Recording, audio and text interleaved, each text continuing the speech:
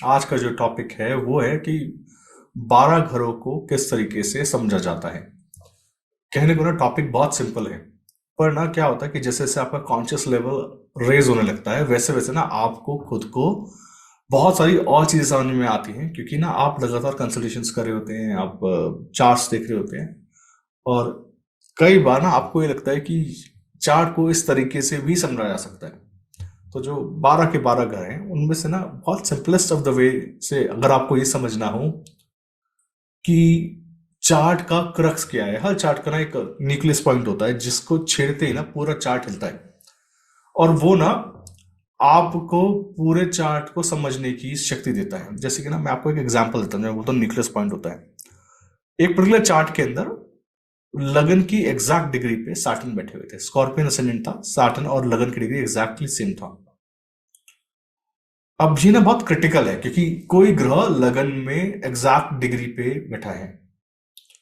मैंने उनसे दो तीन चीजें पूछी और उसके बाद मैंने ये बोला कि आप ना, आपकी बॉडी ना सॉल्ट रिटेंशन में आप छोड़ नहीं रही है, आपकी बॉडी ना सॉल्ट नहीं छोड़ रही है, उसकी वजह से आपको वेट कम नहीं होगा।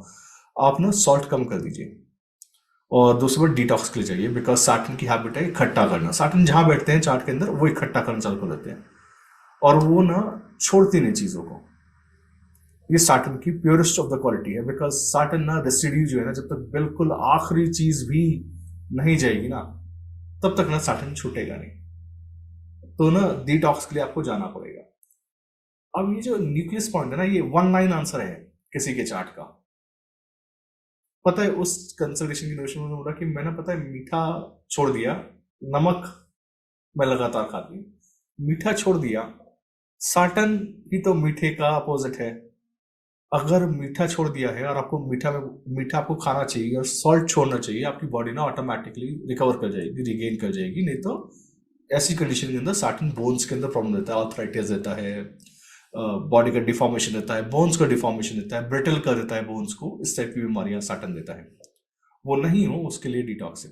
वो न्यूक्लियस है पूरे चार्ट का, लेकिन जैसे ही वो हिलेगा ना पूरा का पूरा चार्ट हिलेगा। आपको जो लगन है ना वहां से ऊर्जा पूरे चार्ट में जाती है। आपके देखिए तीन न्यूक्लियर सेंटर्स हैं, तीन मेजर पॉइंट्स हैं पूरे चार्ट में। एक है सन, एक है मून, एक है लगन। तीनों का अलग काम है। कुछ लोग होते हैं वो माइंड ड्रिवन होते हैं, उनका ना जो मूड में आता है वो करता है, वो मूडी है ना, माइंड ड्रिवन है। उनके लिए हर चीज ना मन से उत्पन्न होती है, मतलब वो दिल में सोच लेते हैं बस कि ये करना है, ये खाना है, और चीजें ना होने लग जाती हैं क्योंकि ना उनका मूड बहुत स्ट्रांग होता है। कुछ लोग होते हैं जो फिजिकल वर्ल्ड में जमीन की बात करते हैं। जब आप कभी भी देखिएगा, मैं सन और मून दोनों पे आऊंगा, कुछ लोग होते हैं ना उनकी बातें ना अजीबोगरीब होती हैं। वो क्लासिक लोग होते हैं, मून ड्रिवन होते हैं। हर चीज मूड पे डिपेंडेंट है। एक व्यक्ति ने प्रॉपर्टी बेचनी है। अब ये देखिए, वे फोर्थ हाउस में एग्जॉल्टेड मून है, आप देखिए क्या कमाल करता है। प्रॉपर्टी बेचनी है और वो उनका क्वेश्चन है, मेरी प्रॉपर्टी कब तक बिकेगी। मैं बोला नहीं, आपकी बिकेगी नहीं प्रॉपर्टी, क्योंकि ना आप सेलर ढूंढ रहे हो। आपको लगता है कि आपके हाथ से प्रॉपर्टी चली जाएगी, प्रॉपर्टी आप उसके हाथ से जा नहीं सकती, आपसे ना प्रॉपर्टी बेची नहीं जाएगी, मुश्किल काम है। तो कह रहे नहीं, मैं सेलर ढूंढ रहा हूँ, पर मैं ढूंढ रहा हूँ कि ना कोई सेलर भी ऐसा मिले जो अच्छा आदमी हो। बेची तो है पर पैसा भी चाहिए, पैसा मिल रहा है, ऐसा नहीं पैसा नहीं मिल रहा, पैसा मिल रहा है, लोग दे रहे हैं, पर ना ऐसे बंदे को बेचना है जो अच्छा हो। अब देखिए ये अजीबो गरीब सी कंडीशन है ना कि अच्छा बंदा, आप क्या डिफाइन करेंगे किसी प्रॉपर्टी डीलर को। मूड से ड्रिवन है, उसका कोई लॉजिक नहीं है।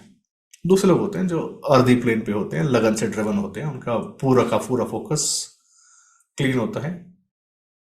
और तीसरे टाइप के लोग हैं जो सोल ड्रिवन है, बहुत कम लोग। उनका सोल का जो आंसर है, जो उनका सोल का जर्नी है, वो उनको ड्राइव करवा के लेके जा रहा होता है। ये तीन ही प्रकार के लोग आपको मिलेंगे। पर ना लगन जो है ना, ये तीन न्यूक्लियस सेंटर जो है ना, इन तीनों को जब भी आप छेड़ेंगे, इन तीनों को जब भी आप हल्का सा एक रेमेडी करेंगे, हल्का सा इसका रिक्वायरमेंट पूरा करेंगे, इस नक्षत्र को छेड़ेंगे, यहां से इस नक्षत्र से जब भी किसी ग्रह का गोचर होगा, लत्ता लगेगी, आपकी लाइफ में खलबली आएगी। मेजर मेजर इवेंट्स होते हैं। तो ये जो तीन न्यूक्लियस सेंटर्स हैं, इन तीनों को बहुत ध्यान से देखना चाहिए। पर अभी हम लगन में फोकस करते हैं कि लगन क्या होता है। जहां से ना ये 3 जो सेंटर्स हैं, यहां से आपकी लाइफ में लाइट आ रही है, और आपकी लाइफ में उतनी ही पैसा है, उतना ही रिलेशनशिप्स हैं, और आपकी लाइफ में उतनी ही खुशी है जितनी आपकी लाइफ में लाइट है। जहां पर भी लाइट नहीं है, जो भी ग्रह, आप देख सोचिए ना, आप क्या पढ़ रहे हैं, आप लाइट के वेरिएशन को पढ़ते हैं ज्योतिष के अंदर। ज्योतिष के अंदर जो स्ट्रेंथ भी दिए गए ना, वो ऐसे दिए गए, सन मून वीनस, लाइट के बेसिस पर डिवाइड है। सन मून के बाद जुपिटर नहीं आता, वीनस आता है, उसके बाद जाके जुपिटर आता है। तो आपको ये समझना चाहिए कि sun moon Venus Jupiter Mercury Mars Saturn, ये सीक्वेंस है। जिसके अंदर जितनी कम लाइट है वो उतना ज्यादा मैलेफिक है, क्योंकि वो ग्रह आपको प्रकाश की तरफ लेके जाता है, और पूरी की पूरी जिंदगी की जो चेष्टा है वो प्रकाश की तरफ जाने की है, सोल की तरफ जाने की है, सैटर्न से सन की तरफ। अब डिपेंडिंग ऑन कि चार्ट में किसके पास कितनी रोशनी है, उसके पास उतनी समझ है, उतना कॉन्शियस लेवल है, उसको उतनी दुनिया समझ में आती है। और आपको कई बार लगता है ना कि कई पेरेंट्स आके पूछते हैं कई बार कि इसको बात समझ में नहीं आती, उसकी दशा ही नहीं है बात समझने वाली, आप गलत का एक्सपेक्टेशन गलत है। क्योंकि ना उसकी जो दुनिया है ना वो बिल्कुल अलग है। एक रशियन राइटर है दोस्तोयेवस्की, वो लिखते हैं कि हर इंसान, हम सब इस दुनिया में रहते हैं पर हम सब की अलग दुनिया होती है। क्योंकि ना हम जब हमारे जो ग्रह की दशा चल रही होती है, हमारी दुनिया से उतनी ही होती है, हमको समझ ही वो लोग आते हैं। और ना आप देख लीजिएगा, आपकी जो दशा चल रही होती है उसके अलावा आपको लोग कोई और समझ ही नहीं आता, आपका पॉइंट ऑफ व्यू नहीं है। और इमेजिन कीजिए लगन में जो ग्रह बैठा है ना, आप ध्यान से देखिए अपने चार्ट को, उस लगन को कई मिनट बैठ के देखिए, कई आधा घंटा 1 घंटा बैठ के देखिए, उसके अंदर से बहुत कुछ निकल के आएगा, आपको समझ में आएगा आप ऐसे क्यों हैं, आपकी जिंदगी ऐसे क्यों है। और ये प्रैक्टिस ना कई चार्ट्स पे कीजिए। सोचिए कि ये व्यक्ति इस तरीके से क्यों बिहेव करता है, या इसने इस तरीके से क्यों बिहेव किया, क्या ये ऐसे ही कपड़े क्यों पहनता है, इसके फेशियल हेयर कट ऐसा क्यों है। क्योंकि लगन का जो असेंडेंट का डिग्री है, उसको देखने वाला ग्रह आपकी पर्सनालिटी को डिफाइन कर देता है। अगर मंगल का नक्षत्र उदय हो रहा है लगन के अंदर, तो आपको पता है शरीर के ऊपर कोई ना कोई ऐसा मार्क आपको दिखाई देगा, उसकी जो हैबिट्स हैं, उसकी जो बॉडी स्टाइल है, वहां पे मंगल की छाप आपको जरूर मिलेगी। शुक्र है तो आपको पता है शुक्र का नक्षत्र उदय होगा, आंखों के आसपास कुछ ना कुछ बहुत सिग्निफिकेंट मिलेगा, आई से रिलेटेड कुछ ना कुछ मिल जाएगा, ब्यूटी के अंदर फेस के ऊपर कुछ ना कुछ एक पॉइंट मिल जाएगा। ये लगन की खासियत है। तो अपने आप से पूछिए कि क्या मैं इंडिपेंडेंट डिसीजन ले पाता हूं।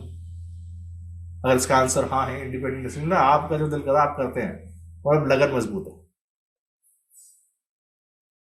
अगर आपका आंसर ना है, तो आप भी बोलते हैं कि नहीं बच्चों की वजह से है, मैरिज की वजह से है, ये को ये करना है वो करना है, अगर कोई भी बंधन सुनाई देता है ना, तो समझ लीजिएगा लगन में कहीं ना कहीं अब अफ्लिक्शन आ गया है। और ये बंधन जितना बढ़ता जाएगा, अफ्लिक्शन भी उतना ही चार्ट में दिखाई देगा।